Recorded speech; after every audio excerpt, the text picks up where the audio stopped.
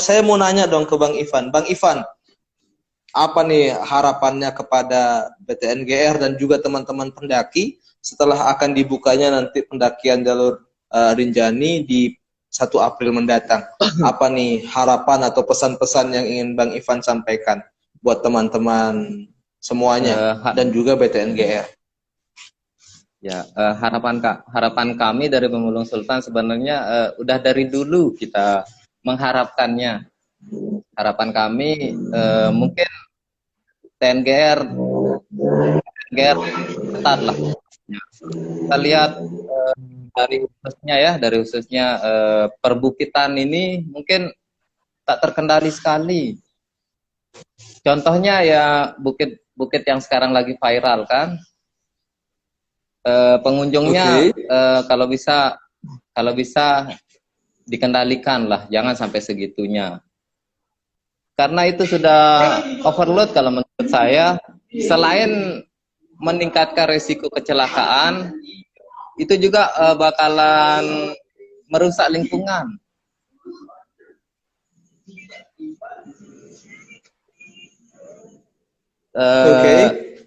Soalnya gini, pendaki kan ada banyak macamnya ya, Bang Lumbung ya.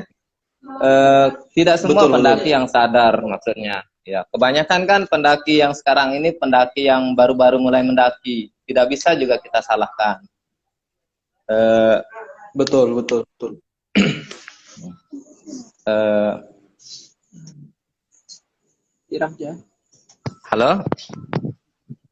Halo Bang, kita mendengarkan. Standby. Oh siap. Lanjutkan Bang. Soalnya gini, selain dari diperketatnya peraturan dari TNGR, mungkin kesadaran para pendaki juga diperlukan. Soalnya kan soalnya itu saling terkoneksi antara yang dua itu. Kalau memang peraturannya sudah bagus, nah itu juga dibarengilah dengan kesadaran teman-teman. Betul. Karena intinya terkait dengan pengelolaan ya Bang ya. Iya. Pengelolaan dan juga betul. Istilahnya gimana nih cara ngontrol. Ini kan kaitannya juga dengan kelestarian lingkungan sekitar dan istilahnya alam yang sudah menjadi bagian integral dari kawasan Taman Nasional Gunung Rinjani. Iya betul. Karena sungguh disayangkan akhir-akhir ini ada suatu bukit lah tanpa saya sebutkan namanya yang tidak mengontrol pengunjungnya, bahkan bisa sampai 500-an ke atas pengunjungannya dalam sehari. Nah itu sangat disayangkan. Selain meningkatkan risiko kecelakaan untuk para pendaki dan itu pasti akan merusak ekosistem yang ada. Itu sungguh kami dari Pemulung Sultan sangat menyayangkan. Itu poinnya sih Bang ya. Jadi kerusakan ekosistem benar. Sangat besar potensinya untuk terjadi. Ya benar sih ini. Artinya untuk mungkin kalau misalnya kita lihat dari sudut pandang ekonominya mungkin sangat menguntungkan ya Bang ya.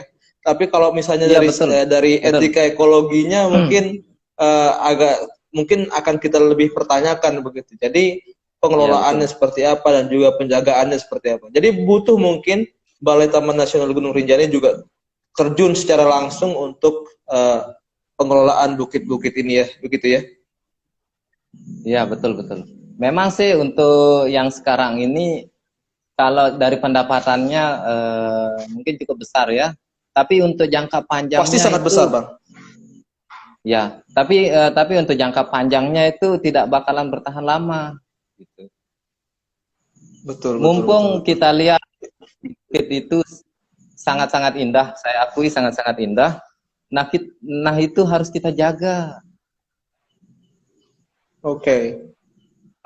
Dan salah satu cara menjaganya itu mungkin dengan cara mengontrol jumlah pengunjung ya Bang ya? Iya, betul. Itu poin yang sangat bagus sih menurut saya. Dan ini mudah-mudahan kalau misalnya ada yang punya akses untuk menginformasikan atau memberikan masukan dan saran dari teman-teman audiens, mungkin bisa disampaikan ke semua bukit, bukan hanya salah satu atau Ya, salah betul. dua bukit saja, tapi semua bukit. Artinya ini kan juga terkait dengan keberlangsungan ekosistem kita. Jadi sustainability development-nya supaya terus bisa terjadi begitu, dan kelestarian sih terutama ya, karena memang kalau misalnya kita paksakan terus setiap hari seperti itu, ya tidak akan bertahan lama juga. Betul kata Bang Ivan tadi. Kira-kira nanti ke depannya mungkin setahun 2 tahun ke depan tidak akan kita nikmati lagi keindahan seperti apa yang kita nikmati tahun ini, karena ternyata sudah Iya, terlanjur rusak dengan ramainya pengunjung. Jadi juga habitat hewan-hewan yang endemik tadinya di sana mungkin tergeser karena aktivitas manusia yang ada di wilayah tersebut. Ya bisa jadi begitu ya Bang yang Ivan ya. iya, benar, benar. Juga ini ya masukan dari kami khususnya TNGR ya. Bukan sih kami menyalahkan TNGR gini. Bukan sih kami menyalahkan TNGR, dan saya disebut pendaki ya bukan pendaki lah, masih pemula lah gitu. Tapi kami punya saran yang cukup bagus buat TNGR sebenarnya gini. Cobalah panitia-panitia TNGR selalu stay lah di pos-pos tempat penjagaannya itu. Kita minta itu coba kita berkaca dari ada di sebuah gunung namanya Kilimanjaro. Tahu Kilimanjaro? Oke, salah satu gunung tertinggi di Afrika. Iya. Jadi di Kilimanjaro itu gini sistemnya. Pada saat kita masuk anggaplah di gerbangnya itu ya. Pada saat kita masuk di gerbangnya itu, kita langsung dibuka seluruh barang-barang kita. Tas-tas kita dibuka, semuanya dibuka. Jadi semua isi tas kita itu dibuka. Dan makanan-makanan yang kita bawa, contohnya ini ya, contohnya misalnya mie. Misalnya kan kebanyakan kan pendaki Indonesia kan bawa mie ya. Makanan pokok setelah nasi. Gini, halo, kalau Bang di Ivan. Kilimanjaro itu gini. Kalau di Kilimanjaro itu gini kan, kami melihat di sana memang banyak orang yang membawa mie instan sama roti. Nah di sana dikumpulkan jadi satu, diberikan satu kantong kresek, dan plastik itu dikeluarkan, dijadikan satu. Itu pun satu tim ya, bukan satu orang satu kertas kresek, satu tim. Jadinya itu untuk mengurangi sampah yang berada di atas.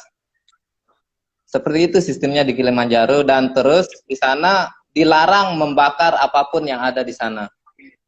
Sungguh sangat indah di sana. Okay. Terus di sana Mungkin, di setiap pos penjagaannya di sana selalu diisi oleh orang-orang memang yang memang seperti TNGR, dan mungkin seperti kalau di sini BPBD lah gitu, sejenis tim SAR. Oke. Nah di sana setiap pos dijaga sama panitia dan sama badan penanggulangannya. Jadi kalau setiap ada orang yang sakit lah istilahnya, nah langsung dievakuasi. Kalau di Gunung Rinjani mungkin belum seperti itu sih ya, belum seperti itu. Okay. Nah dan mungkin bersama-sama. Halo Bang, putus-putus Bang. Lanjut. Putus-putus. Mungkin kami khususnya pegiat-pegiat outdoor sangat-sangat memohon kepada pihak yang terkait supaya lebih berkaca lah dengan yang di luar-luar itu. Soalnya kan di Lombok ini artinya begitu indah. Oke, artinya lebih terbuka untuk mengadopsi sistem yang sudah diterapkan oleh gunung-gunung lain, baik di dalam negeri maupun di luar negeri, begitu ya Bang ya? Betul. Gini juga. Setiap kami ke bukit ada suatu permasalahan di sana. Suatu permasalahan yang cukup fatal menurut kami. Nah, jadi gini ya, di suatu bukit mungkin tidak bisa kita salahkan juga. di suatu bukit itu warganya belum teredukasi mungkin ya. Nah, jadi di setiap bukit itu banyak yang istilahnya berburu hewan lah gitu. Nah, itu cukup disayangkan. Cobalah kita jaga hewan-hewan, kita lestarikan bukit-bukit. Karena gini ya, karena gini kalau di luar sana hewan-hewannya itu tidak diburu. Tidak diburu. Karena itu bisa meningkatkan pendapatan suatu pengelola lah istilahnya.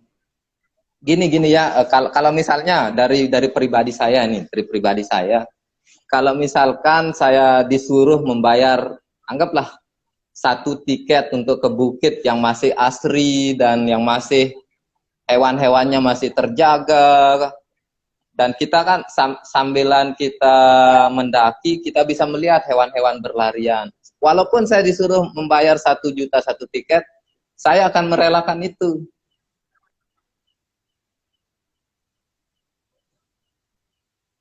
Halo Bang Ivan. Masih tersambung, Bang? Ini masih tersambung? Masih tersambung, Bang. Cuman tadi agak putus-putus. Oh, agak putus ya. Bang Ibon, oke? Suaranya oke? Saya ulang ya. Bang Ibon? Ya. Putus-putus sedikit. Lanjut. Ya, lanjutkan, Bang. Saya ulang. Mungkin harapan pribadi saya gini. Kalau seandainya bukit itu masih asri lah istilahnya, masih asri, hewan-hewannya masih berlarian, kan itu suatu nilai yang sangat berharga bagi pendaki. Kalau dari pribadi saya sendiri, kalau disuruh membayar satu tiket, walaupun 1 juta, saya akan merelakan itu. Karena kita bisa melihat binatang-binatangnya berlari. Mungkin bahasa saya sangat kacau ya. Mungkin teman-teman nggak pada ngerti. Ini sangat bisa dimengerti loh. Sangat bisa dimengerti kalau saya. Ya. Jadi bisa sangat jelas, Bang. Oh ya, mungkin teman-teman Lumbung bisa menjelaskannya secara biar lebih mudah dimengerti mungkin.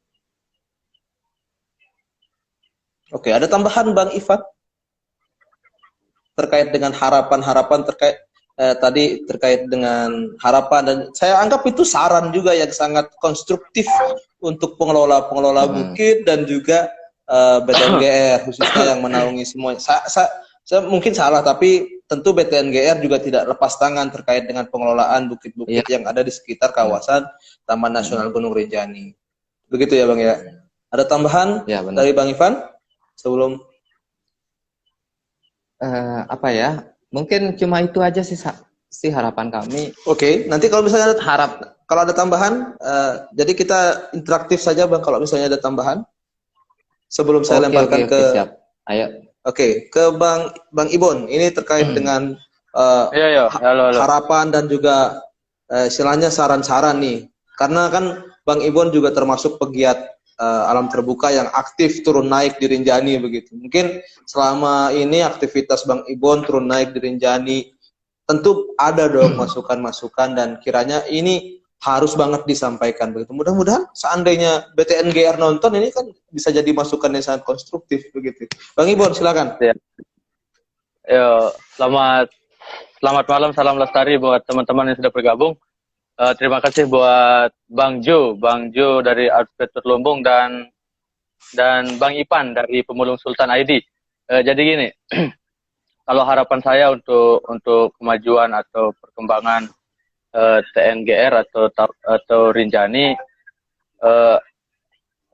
untuk apa ya, masalah ekosistem sampahnya, kalau bisa semoga didengar atau ada yang sampaikan kan, kalau bisa masalah sampah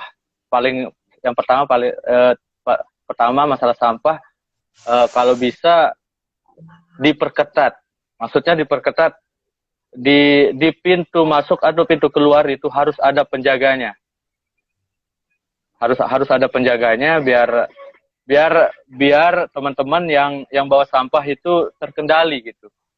Saya lihat dari pertama naik gunung sekitar 2014 sampai sekarang, cuman itu sih masalahnya.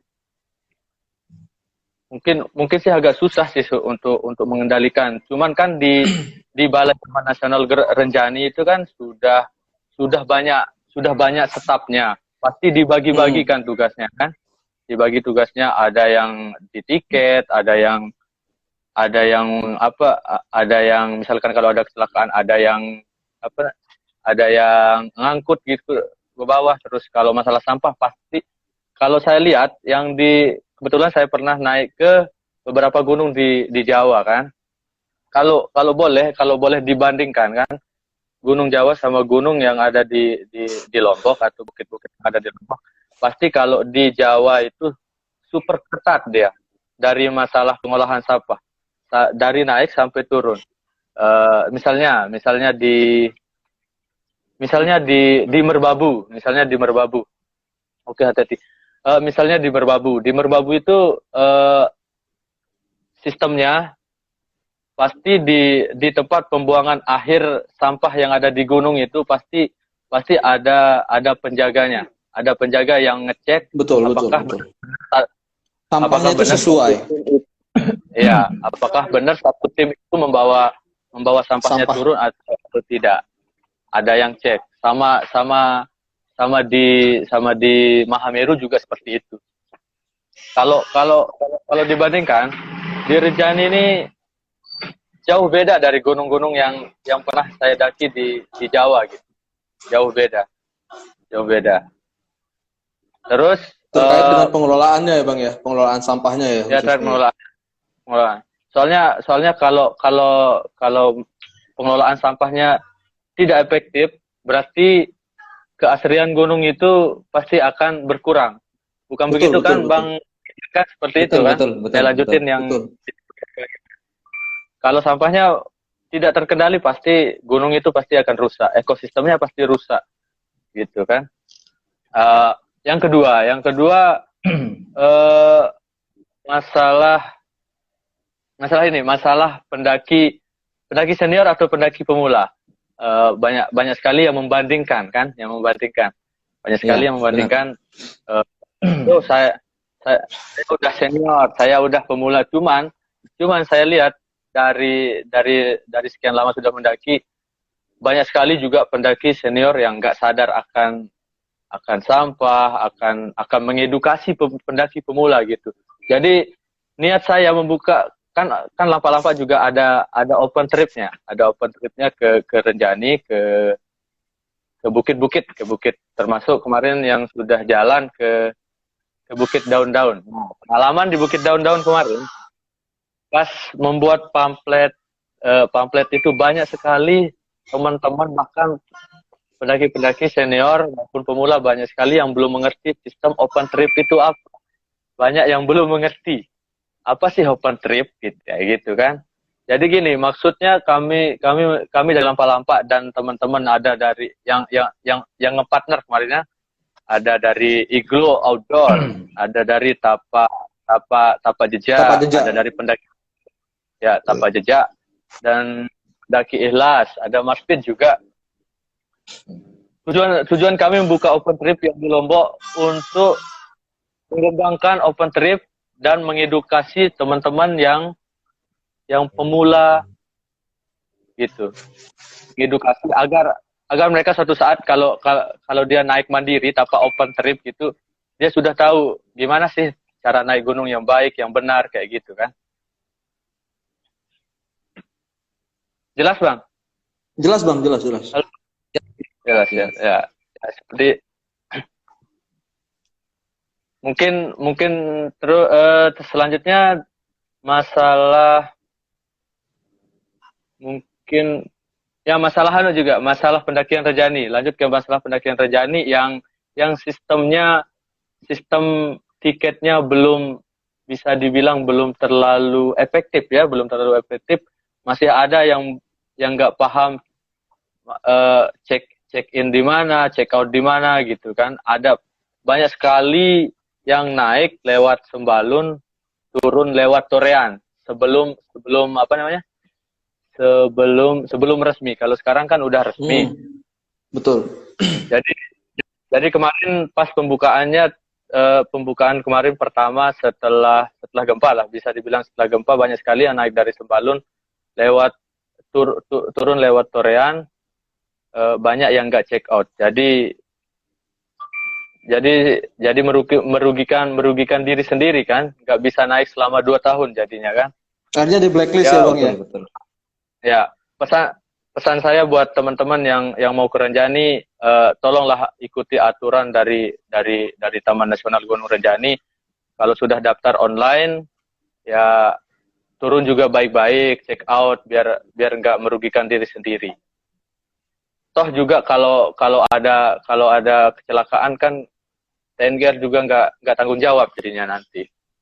Kalau tadi apa ya, Bang Ivan dan Bang Ibon juga sudah menyampaikan banyak masukan dan juga saran dari untuk BTNGR dan juga teman-teman pendaki yang senang berkegiatan di alam terbuka. Saya juga mau nih, istilahnya ya kita sama-sama saling memberikan nasihat lah begitu ya, dan saling ya benar-benar apa ya istilahnya saling memberikan masukan lah begitu. Tentu kalau menggurui sih tidak ya, karena kami juga masih sangat rendah pengetahuannya terkait dengan hal ini. Betul, masih sangat minim. Artinya ini dalam rangka kita saling mengingatkan lah sesama pegiat alam terbuka begitu. Kalau dari saya sendiri begini, Bang, sebenarnya saya melihat ada gerakan baru lah, saya melihat baik itu dari BTNGR dan juga pengelola bukit-bukit yang ada di sekitar Taman Nasional Gunung Rinjani.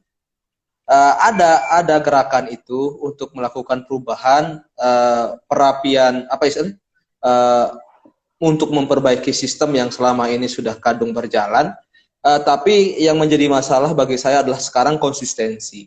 Jadi misalnya di BTNGR, seandainya kemarin tidak ribut-ribut kan teman-teman yang overstay, mungkin tidak akan diungkit begitu ya. Ternyata ada sekitar berapa tuh 50% dari total jumlah pendakian yang dilaksanakan dari bulan apa itu kemarin sampai bulan apa ya Bang kemarin ketika di Agustus ya, dari Agustus sampai bulan apa kemarin itu.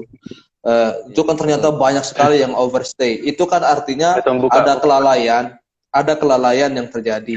Artinya tidak ada peninjauan secara berkala yang rutin dilaksanakan oleh teman-teman di TNGR.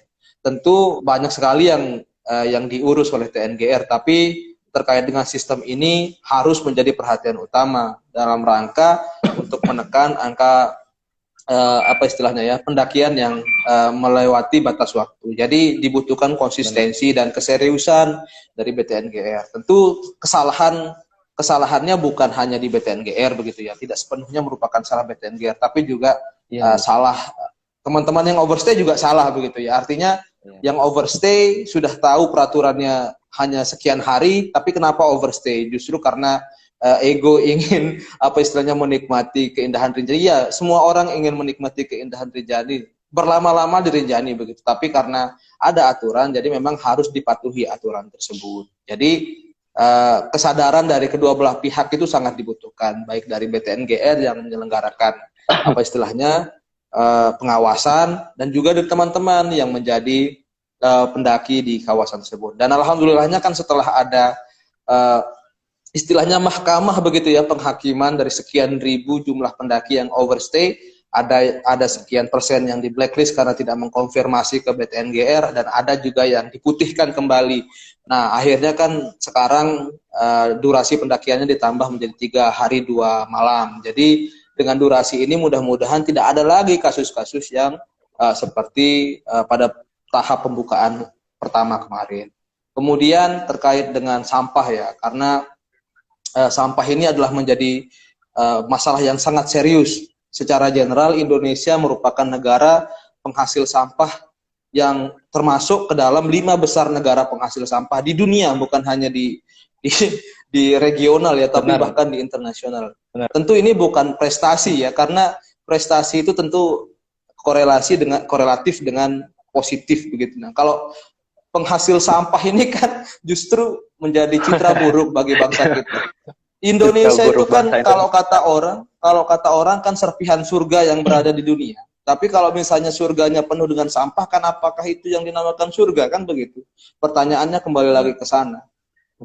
Karena sampah itu juga kan akan mempengaruhi kesuburan tanah, kemudian akan terjadi kerusakan ekosistem.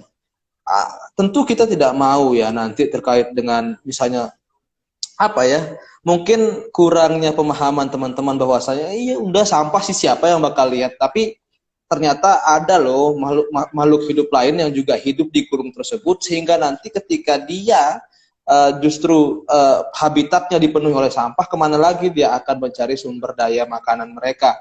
Jadi sumber makanan mereka sudah tertutupi oleh sampah, jadi mereka terpaksa memakan sampah tersebut, sehingga mereka pun ini dangkalnya pemikiran kita lah misalnya begitu ya. Tapi setidaknya itu yang terjadi. Dan tadi saya sepakat dengan yang disampaikan Bang Ivan terkait dengan perburuan ya. Jadi di daerah kita ini, daerah yang kita cintai ini, Lombok yang sangat indah ini, masih saya sering melihat di sosial media itu orang masih dengan gagahnya memegang senapan untuk berburu di kawasan kawasan baik itu yang dikelola oleh KPH dan juga mungkin di kawasan konservasi mungkin agak takut lah dia memposting fotonya, tapi di kawasan hutan yang dikelola oleh KPH mereka masih dengan gagahnya menentek senapan, memoto apa istilahnya hewan buruan. Hasil buruan. Walaupun secara jadi mungkin hewan itu bukan termasuk hewan yang dilindungi secara mungkin bukan bahkan beberapa waktu lalu kan celetuk Rinjani, burung hantu yang endemik di kawasan Gunung Rinjani itu kan sempat menjadi hewan buruan juga, dan syukurnya itu juga mendapatkan perhatian yang lebih dari BTNGR. Mudah-mudahan itu juga konsisten dilaksanakan begitu. Dan sedangkan di kawasan-kawasan bukit yang ada di kawasan Gunung Rinjani itu juga masih butuh pengawasan yang lebih intensif. Meskipun yang diburu itu bukan hewan yang dilindungi secara hukum, tapi tetap itu juga nanti akan mempengaruhi ekosistem. Stabilitas ekosistem itu kan tergantung juga dari bagaimana kemudian jumlah populasi makhluk hidup yang ada di wilayah tersebut. Kalau misalnya nanti kita berburu satu hewan, otomatis artinya itu adalah ada satu rantai makanan yang akan terputus, sehingga nanti rantai makanan yang tadinya sudah tersusun dengan rapi akan sedikit overlapping yang justru akan menimbulkan instabilitas di ekosistem tersebut. Jadi ya ini kesadaran kita bersama. Bukit itu dibuka memang untuk mungkin salah satu motif bukit-bukit sekarang mungkin 1 tahun terakhir ya, 2 tahun terakhir lah, bukit-bukit itu ramai dibuka. Mungkin faktornya karena faktor ekonomi, alasannya karena faktor ekonomi. Tapi tentu ini juga harus dibarengi dengan istilahnya penjagaan terhadap habitat hewan yang ada di kawasan tersebut, dan juga flora dan fauna yang ada di kawasan tersebut supaya tetap terjaga. Seperti apa yang kami sampaikan tadi di awal, jangan sampai dengan hadirnya manusia di kawasan tersebut justru hewan dan tumbuhan yang tadinya endemik di sana tersisihkan oleh datangnya manusia yang kadang-kadang nggak punya perasaan, datang ke sana bawa sampah plastik, tuh sampah plastiknya ditinggal di sana. Nah, jadi istilahnya butuh memang kesadaran yang besar baik dari pengelola dan juga pengunjung supaya ekosistem yang kita sama-sama ingin lindungi ini tetap terjaga kelestariannya, kan begitu. Mudah-mudahan ini bisa ditangkap menjadi saran yang konstruktif. Artinya titik tekan saya ada pada konsistensi dan juga kesadaran kita bersama, baik dari pengelola dan juga pengunjung. Jadi ya mudah-mudahan lah harapannya ke depan ini kan Lombok itu semakin dilirik oleh dunia internasional. Jangan sampai karena kita dilirik oleh dunia internasional kemudian kita gagap, kemudian kita juga semakin amburadul dalam pengelolaan sumber daya alam dan juga menjaga kelestarian alam yang ada di Lombok ini, baik dari kawasan pantai sampai kawasan pegunungan kita yang memang terkenal sangat indah. Jadi ya mudah-mudahan ya Bang ya, tadi masukan dari Bang Ivan, saran-saran juga dari Bang Ibon supaya didengarkan. Jadi begitu. Jadi kami juga di Lumbung Adventure, di Lampa-Lampa, di Pemulung Sultan ID itu berkomitmen untuk bagaimana supaya terutama untuk konsumsi sampah itu jangan sampai dibawa ke gunung. Kalau bisa dibawa balik ke base camp kami, bawa balik ke base camp kami supaya nanti kita kelola bersama-sama begitu gimana caranya. Yang penting sampahnya jangan dibuang di gunung gitu ya. Gitu ya Bang Ibon ya. Iya, Kita pernah betul. diskusi terkait dengan hal ini ya di Basecamp Lampak-Lampak ya.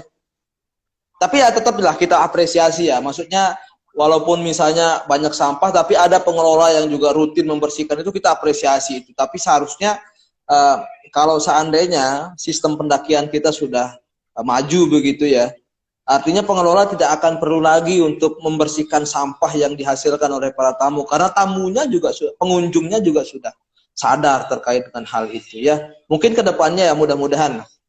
Jadi ada satu mungkin tadi kalau Bang Ivan tadi menceritakan terkait dengan pengalaman beliau di Kilimanjaro, tapi ada satu bukit yang saya juga sangat apresiasi kalau di Jawa Tengah sini, Bukit Kembang Bang, antara Bukit Sindoro dan Sumbing.